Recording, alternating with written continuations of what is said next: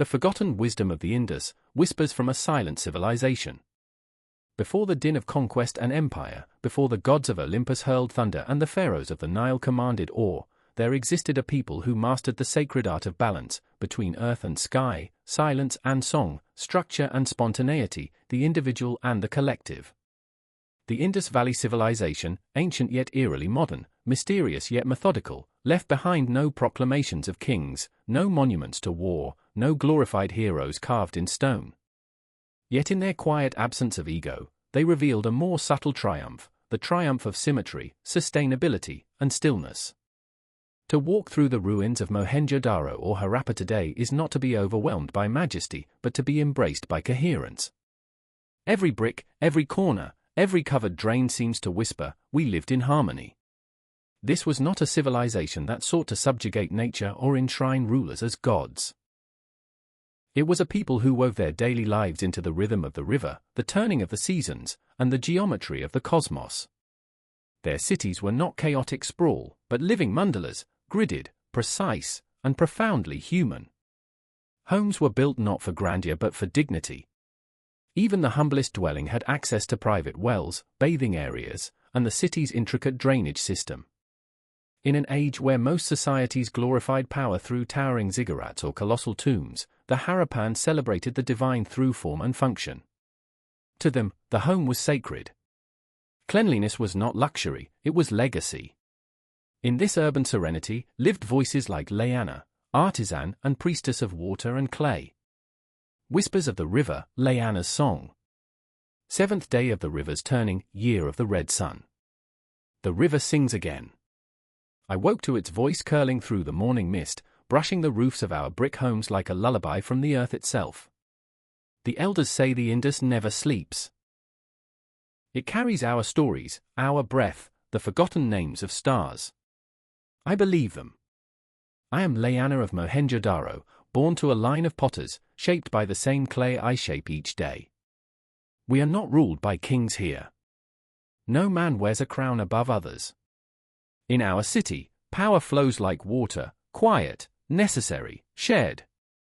Decisions rise from the council, the craft guilds, and the elders who speak softly and listen long.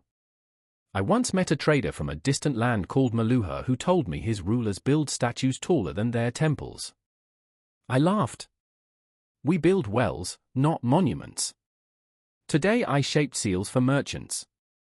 One bore the image of the unicorn, the silent guardian with a single curved horn. Whether real or imagined, I do not know. But its presence feels ancient, like a memory etched into the soul of the world. Some say it guards the threshold between here and the unseen. Others say it protects children. I press it into the clay, and for a moment, the symbol breathes. Later, I visited the Great Bath. The water was still, sacred, deep. We do not offer blood. We do not chant fear.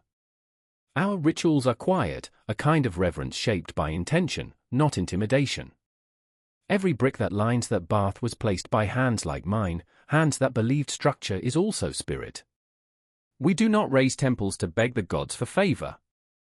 We touch the divine in every clean street, in every home where a child sleeps without fear.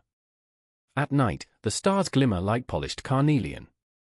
My sister Nayara braided my hair and asked if the gods still walk among us.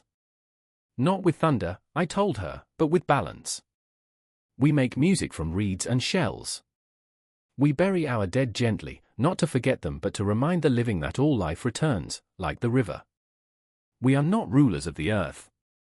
We are its guests. And so we sweep the streets, we honor the cow, we mark sacred signs in courtyards, and we greet the sun with birdsong. A civilization in gentle departure.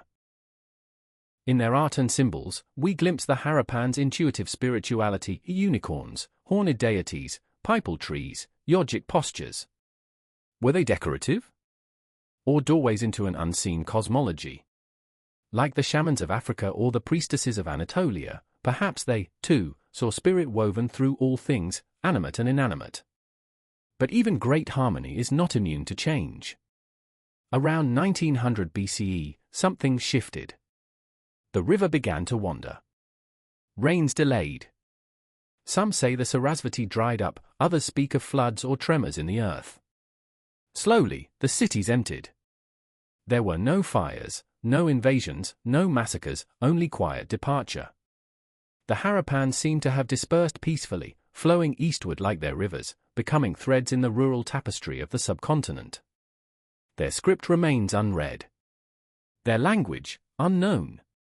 Yet perhaps that is their most profound message, that not all wisdom must be spoken, not all greatness must be shouted from towers.